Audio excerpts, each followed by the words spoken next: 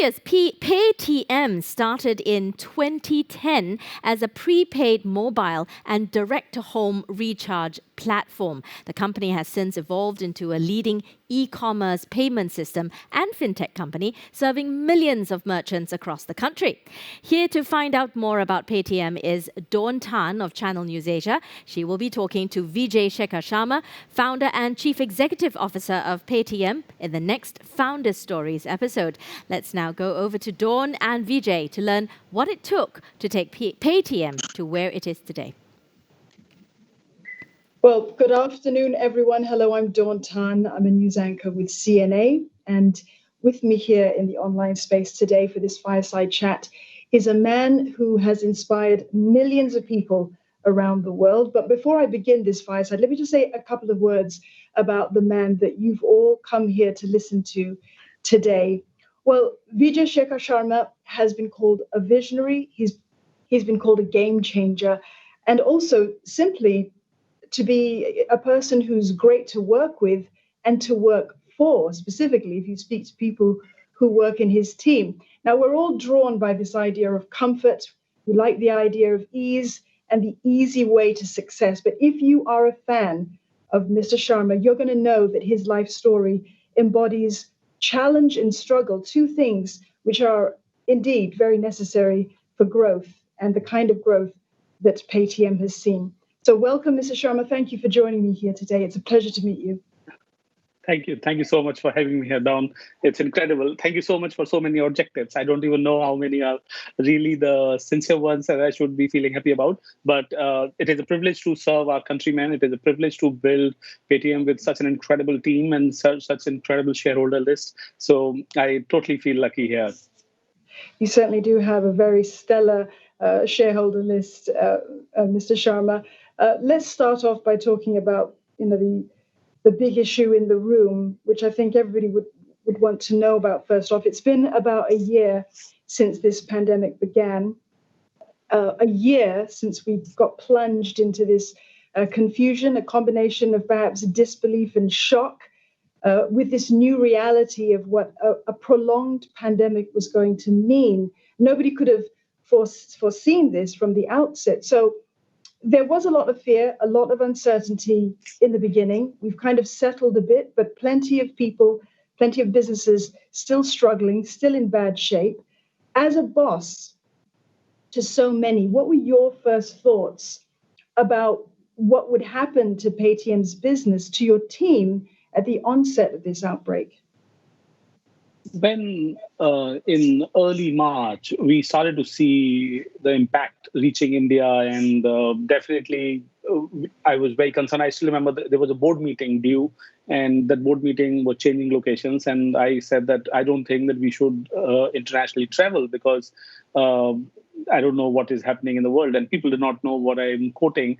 Starting from that moment to the moment when it happened and hit India, I think each one of us in our company, instead of purely thinking what happens to Paytm's business, we started to think what happens to this country, what happens to our country where our business is based. I fundamentally believe we belong to a society, we belong to a market, our business belongs to serve a set of customers or citizens. And if they exist, we will be able to be building a great business, or if they don't, and if this epidemic goes to a next level, if the pandemic goes to a next level, we would not be able to even have our business out there. So instead of trying to think what we should do literally to our business, which we literally went back to work from home, we started to give our teammates in different cities, different sequence that you should not come to office and so on. We also started to work immediately. How can we give back to the country, give back to these efforts? I remember that I donated my 3-month salary, my team donated their 3-month salary. We started to collect money from people. We started, I think we ended up giving $20 million to government of India and many other support relief, $20 million US from our own salaries, resources, and collections on Paytm app, so that we could commit that here is something that we bring back on the table. From ventilators to giving people PPE, giving people food on the street, because India had a migration of a lot of population which was migrant worker from one state to another state, and they were not so-called supported on the road. So we literally did 1 million food packets. I know that number because we crossed in between. So a lot more than that is what we would have done. So Don, I think the first thing that happened to us was let's save what we can save. Let's bring an attention to what is happening. And then we looked at our business. And now getting to the business, I think we became lean, mean, thin machine because we were able to reflect upon what we need or not. And work from home became an obligation. And we started to discover the joy of work from home. I mean, we started to discover that you can achieve a lot without assuming that you are in office.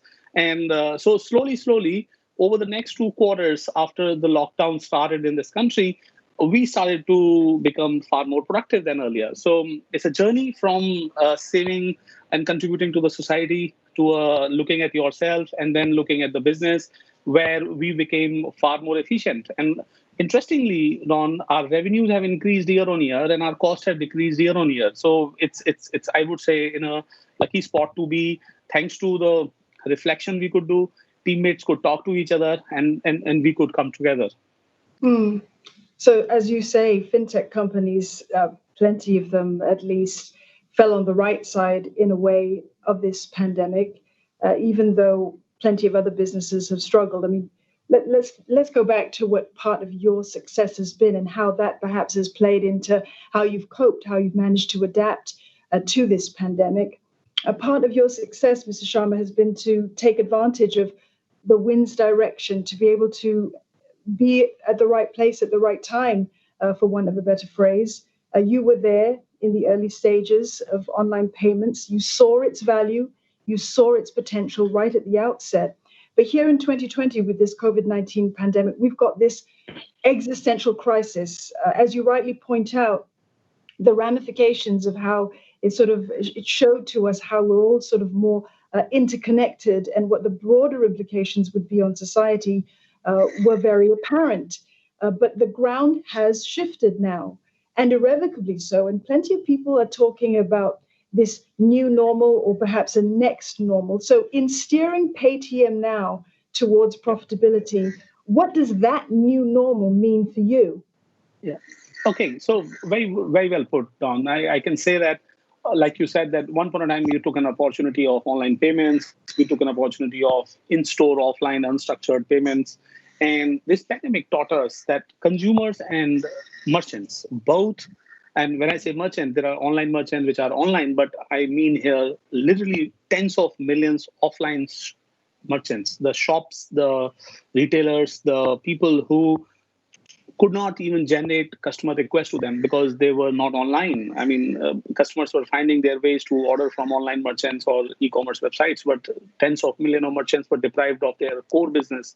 So in a quick turnaround way, we were able to launch a couple of products, with one product that has stand out for us and that has generated a total whole new business line item. And this will become one of the key revenue line item for us, is that we were able to launch online stores for offline shops. So Paytm app becomes a destination where not only online businesses come, but also the offline businesses will come. So in a slang way, I can tell you that it is like a Shopify platform for free available to a shop. They can put the catalog, they can put the items, they can take the orders. We even aggregated our commerce abilities and handed over logistic supply. So a lot of restaurants were able to quickly start a delivery model, even if they were not selling onto a marketplace platform or a food delivery company. And food delivery companies obviously were doing their own bit by supporting restaurants or doing their own white label kitchen. This individual restaurant did not have an audience, and we were able to bring audience to them. We were able to bring audience to retailers who were otherwise available to deliver online, but they did not do the work of becoming online in the time period. So short span of time, Don, we have brought hundreds of thousands of businesses online. And these businesses are now flourishing because they are able to get traffic through Paytm and obviously the payment service of Paytm. So Paytm launched business services. After payment services, business services for small retailers. And I think over the period, we always wanted to build it as a business line item because we wanted to offer marketing support, store, commerce, lifestyle, loyalty programs, and all sorts of things. And those things got pushed and nudged in this pandemic. And the new norm for us is that we are no more a payment service company only. We are a payment service, business service, and financial services company. And that is what I believe will steer us towards profitability, because payments, we keep it at a neutral or a zero fee for the customer and merchant. So this is not going to make any revenue or profit in the business model. Business services and financial services is the plan. Mr.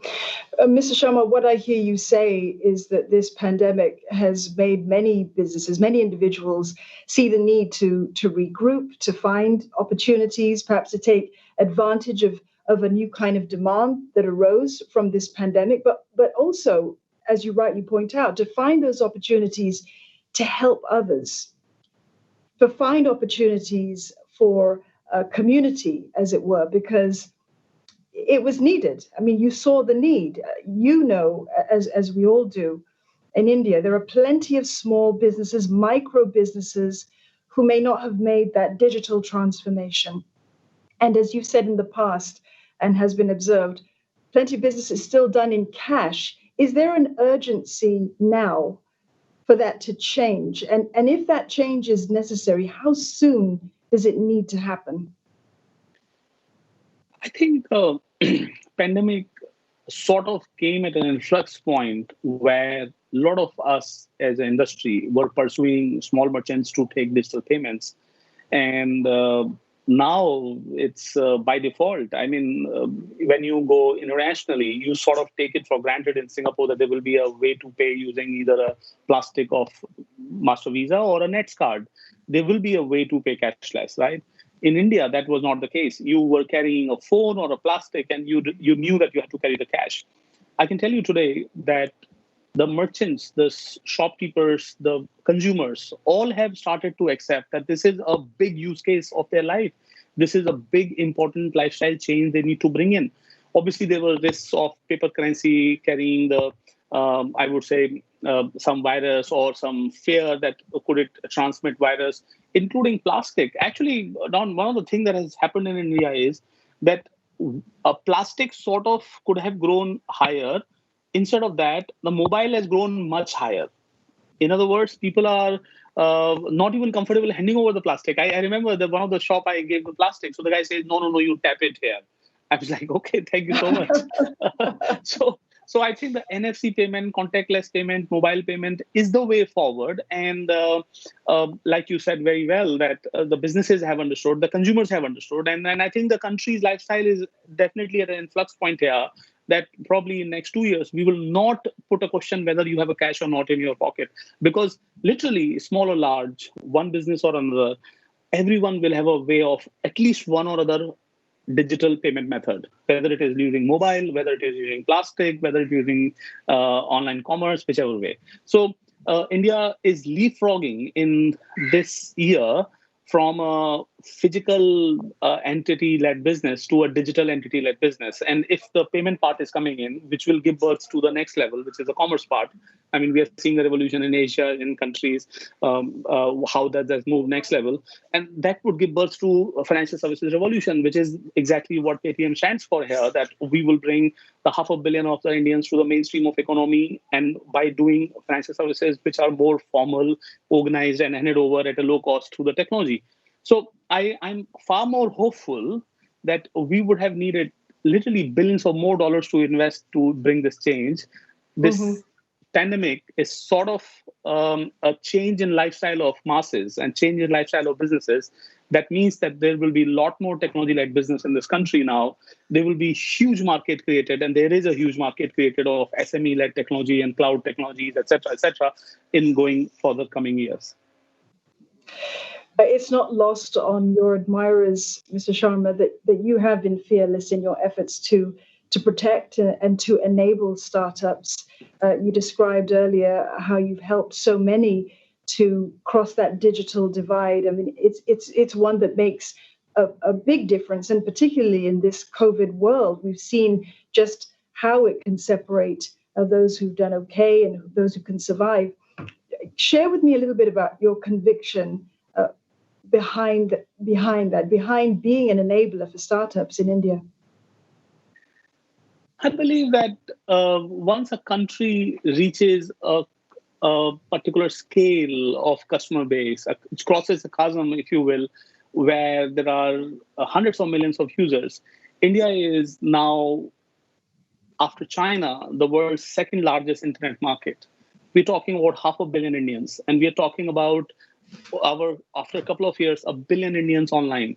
This market will have more formative impact on the world than even the United States have had, which effectively means that we as Indians, we as startups and technology companies in India, have an opportunity of a world-class impact, impact that would be identified at a world scale.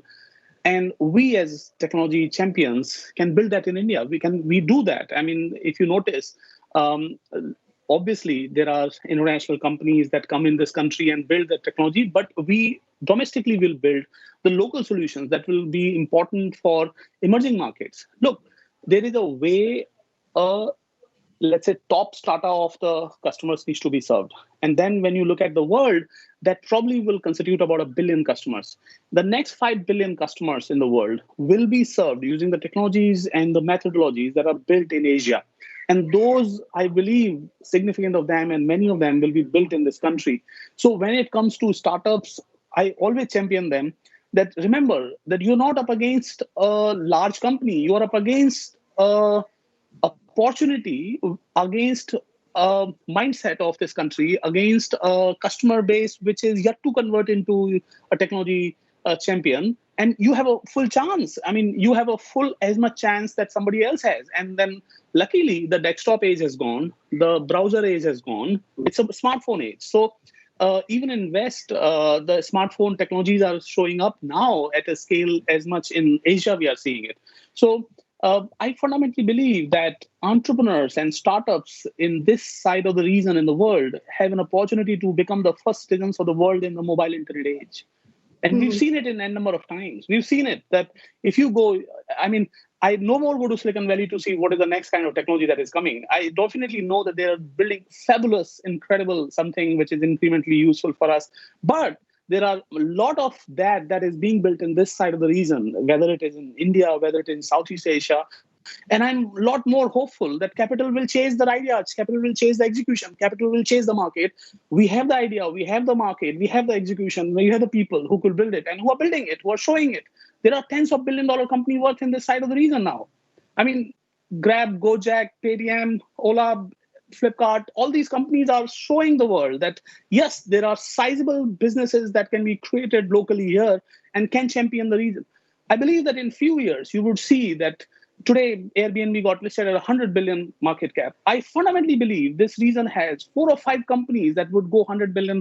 And I totally believe that will happen because not only the world needs a place for putting the capital that has got created, the world also needs the solutions and services and technology that are local to the market and built by those people who understand that market well. So it's not just enablement. I believe that it is a once in a lifetime opportunity for entrepreneurs to build this in this side of the region. Mm. Your passion and your enthusiasm is what makes you such a rock star to many startups and to many aspiring entrepreneurs out there. Mr. Sharma, you've been given a very heavy mantle as well. People have said that nobody has done a better job than you at democratizing digital payments in India. I want to ask you today, though, is there a risk of doing too much too soon? You do have some big competition. I suspect you're not you don't shy away from that competition at all. In fact, you've pushed back quite visibly against Google as an example. How do you choose your battles, though? I think it's a very good choice, and it's a very good question because the only thing that I believe that will be wrong that we would do is that we will do too many things. Chasing too many rabbits has never got you to win, picking up even one of them. So while it does in a sequencing way, in a serial sequencing way, would look like as if that there is multiple battles or multiple wars that we are finding, we actually are finding and fighting one war. Everything else is a choice that is an upsell or a cross-sell or an additional. For example, like if you notice, the technology is not fight of one service over other service. It is fight of one ecosystem over other ecosystem. In technology world, you don't remain a ride hailing company. You become food delivery company in few days, and then you start doing grocery delivery. I'm quoting these examples because you're in Singapore right now, and you can guess which one are these. Similarly, in India, you don't remain a payment company because payment company by itself is bringing the change in a consumer habit and merchant habit, but not necessarily making revenue from that. So you will have to build consumer side and merchant side businesses, which are internet businesses, consumer internet businesses, and cloud businesses. And inevitably, all these businesses give birth through financial services. Yes, it may look like very spread out long, but any which way, India takes 4 or 5 years of building a business, and I think we are lucky that we have started in time. And I'm lot more hopeful with the kind of capable technology and team that we are creating. We will be successful in most of them. And like you said, that which one is a war, which one is a battle, this is we are very cognizant of, and we remain very conscious that which one to fight or not fight. I mean, even though it may look from outside that you're doing too many things, the interesting thing is that internally we keep chopping lot many more things. So you can say that, oh my God, you are in a lot bigger rush, and then you are showing that you are limited rush outside. Well, the only thing I can say, Don, is that the opportunity that I foresee in front of us is once in a lifetime. And I quote Jim Morrison here: "No eternal awards will forgive us now for wasting the dawn," which simply means that there is a dawn of this technology that is being built in this country, built in this side of the region, built for these people, built for these businesses coming up. And if we don't build it, then who will build it? We can't expect a company living far away to understand the needs of our people. We don't expect, and we don't see them doing that either. And if we don't build it, then we let the country become just a market of someone else. So it is not just a enthusiasm of an entrepreneur. It is also a need of our people. How can our economy grow if we don't add technology to it? And how can we expect the technology to be added by people who don't even live there? We need people who breathe and smell and have the water in the region, who build the technology for the region. Yeah, they have to have it sort of in their sights in order to go for it. We don't have very much time left. I wish there was more time for me to chat with you. We probably have time for just one more question, in fact. So let's make this a quick one. How should entrepreneurs now, what's your message to entrepreneurs now startups that may not have done so well, startups that are struggling right now, struggling in their leadership, in how to sort of make the next move going forward with COVID-19? What should they do? What should they be prioritizing now? I think the market gives the message. Either you know that the market you are part of is getting victimized through the COVID, so you are not going to be having a lot of chances, or you know that you've not been able to put all the energy and possibilities that you could have executed.